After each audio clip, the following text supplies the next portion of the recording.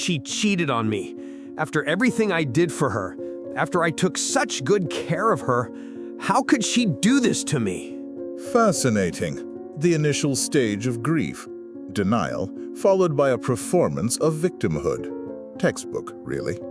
Is that all you have to say? Fascinating? I dedicated years of my life to her. I protected her from everything and everyone. And that is precisely why the case interests me. Your pain, with all due respect, is irrelevant. It is a symptom, not the cause of death. What interests me is the autopsy. I want to place this love of yours on my cold metal table and discover the real pathology that led to its demise. What are you talking about? What demise? Your relationships, my dear man, and your care, your everything I did for her are not proof of your innocence. They're the primary evidence of the crime. Crime? I was the victim here. Every victim sees himself as innocent until the evidence is presented. So, let's get to the facts. Help me fill out the report. Describe this great care of yours. Give me the details of your love. Were you concerned about who she spoke to on the phone? I was concerned about bad influences. That's normal. Jotting in the air. Understood. Communication surveillance. Next, did you advise her on her friendships? On who was good or bad for her? I just wanted what was best for her. There were people who were leading her down the wrong path. Excellent.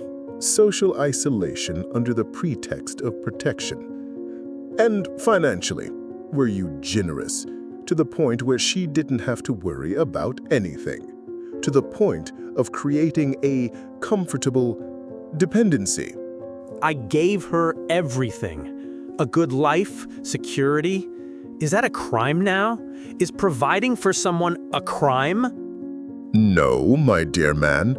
But building a golden cage with walls made of care, electric fences of protection, and cameras of concern, that is not providing. That is control engineering.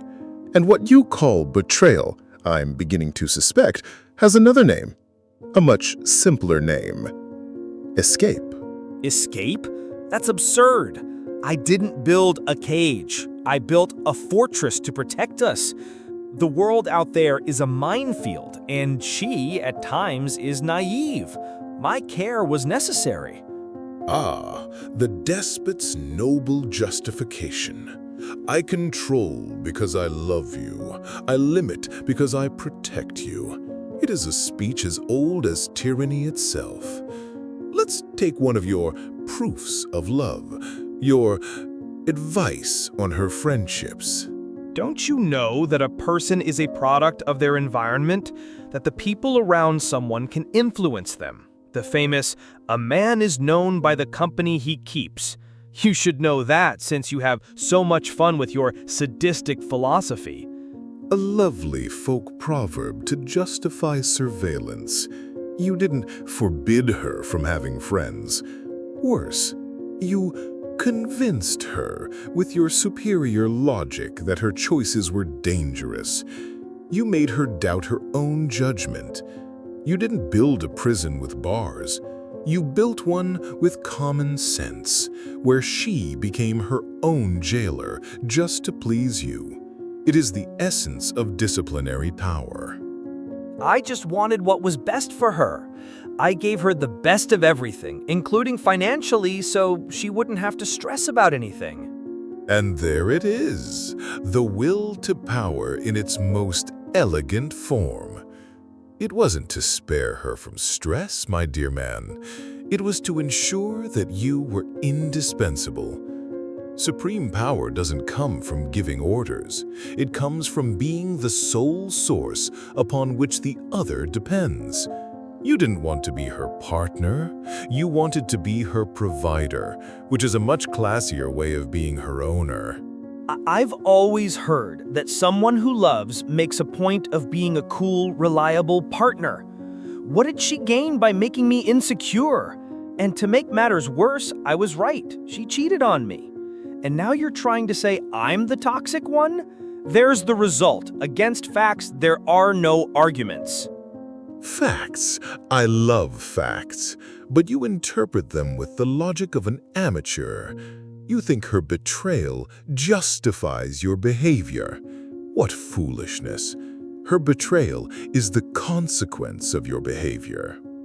What? With lethal calm, you should know that by showing all that insecurity, you stopped being interesting. You ceased to be the prize and became the prize's guard. A true beta male wanting to control someone else's life with an iron fist. And the rope always snaps on the weakest side.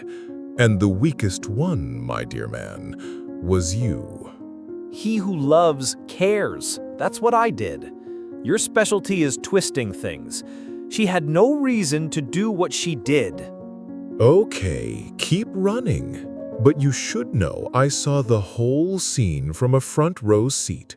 And she, by the way, looked like a lioness, jumping and screaming on the bed, finally free from her cage. Not even the best movie could portray her ecstasy. But in any case, to be fair, she did put up with you for a long time. It can't be easy living with someone so uninteresting.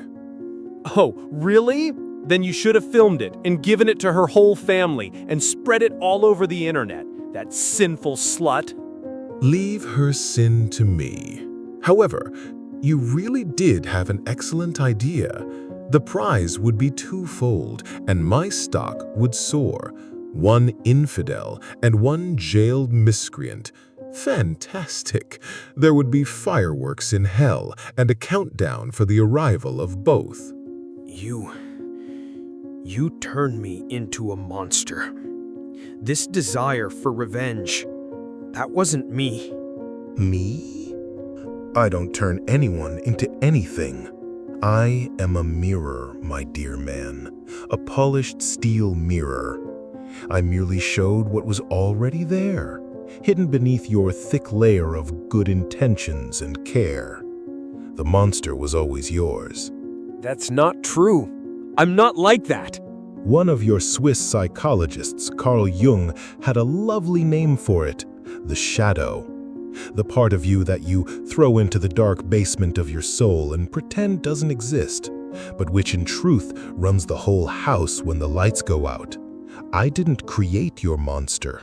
I just turned on the basement light. But I loved her. I did everything for her.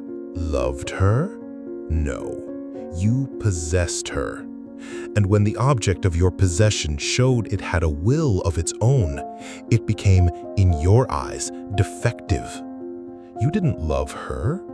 You were the curator of a one-person museum, terrified by the idea that your exhibit might just walk off the pedestal. And here is the final report from my autopsy. I'm sure if I were talking to God, he wouldn't be saying this in this way. Ah, yes, perhaps. The Creator's forgiveness is immeasurable. That's why I left him. You can't just soothe and forgive a flawed creation. But that's another matter. The important thing is that you are very far from him. After all, I do my job masterfully. You don't know anything. You're just twisting things. She killed our relationship, and I did nothing to justify it, like you claim. The cause of death for your relationship was not her act of betrayal. That was merely the signature on the death certificate. The cause of death was asphyxiation, slow, gradual, caused by your care, by your protection, by the golden cage you built around her brick by brick. She didn't cheat on you, my dear fellow. She escaped. I hate you. I know. It's a common side effect of looking in the mirror for the first time. My work here is done.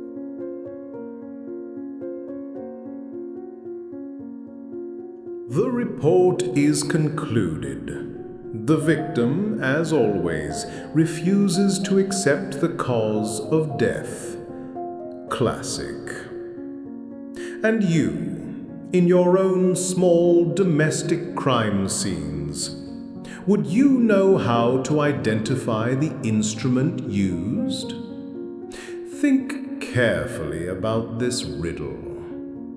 I disguise myself as love, as devotion and nobility, and I build your prison using your own frailty.